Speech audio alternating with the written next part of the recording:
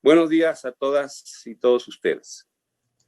En las últimas décadas, el crecimiento poblacional y la integración territorial que se ha dado en el mundo y en el país ha sido muy importante, a tal grado de que han crecido en el mundo diversas zonas que se les ha llamado zonas conurbadas, las más importantes, la de Tokio, la de Sao Paulo, la de Delhi, la de Shanghái, la de Nueva York y la del Cairo, y por supuesto la del Valle de México.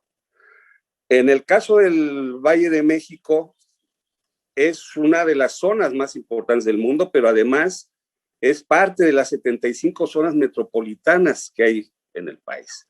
Como sabemos, las más importantes son la del Valle de México, la de Guadalajara y la de Monterrey.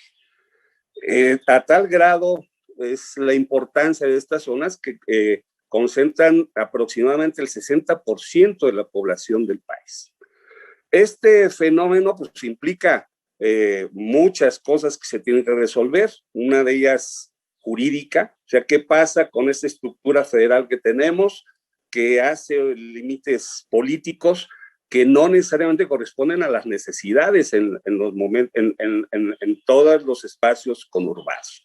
Temas como la contaminación, como los temas ahora de la salud y otros más, el transporte, etcétera, están ligados. Y no hemos podido crear, es una discusión teórica que hay, cómo crear entidades o entes supraestatales que puedan tener cierta obligatoriedad en su conformación y que impliquen también normatividades homogéneas y políticas homogéneas en estos desarrollos.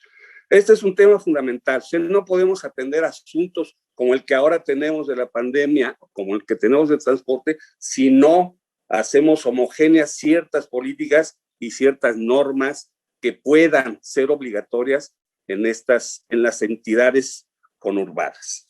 En el caso del Valle de México, esta zona está conformada por 16 alcaldías de la Ciudad de México, 59 municipios del Estado de México, un municipio del Estado de Hidalgo, y habitan aproximadamente 21 millones, poco más de 21 millones de personas.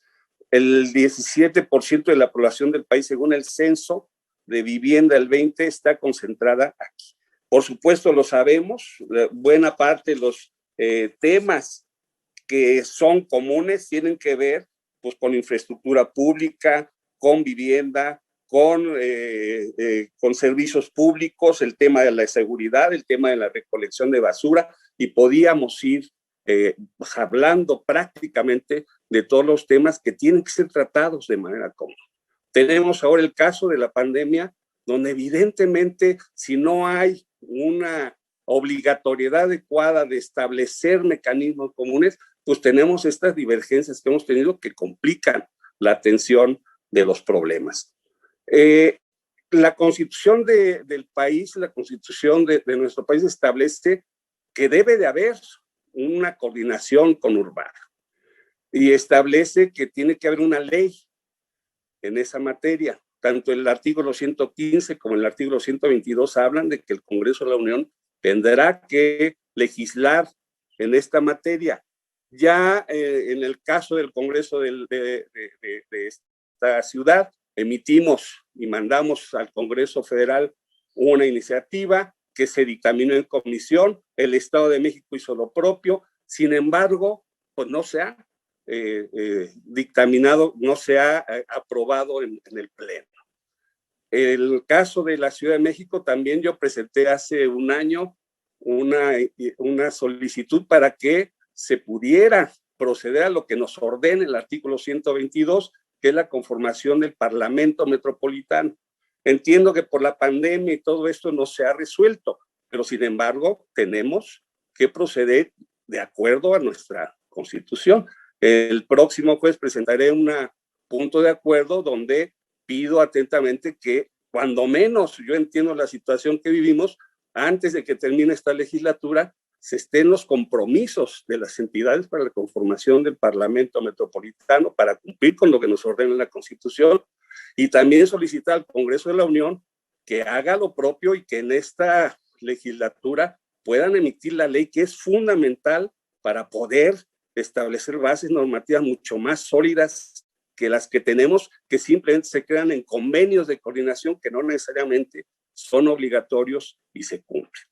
En esta ocasión estoy presentando una iniciativa de reformas al 122 constitucional federal y a 2 artículos de la Constitución de la Ciudad de México, el 19 y el 29, de manera muy precisa.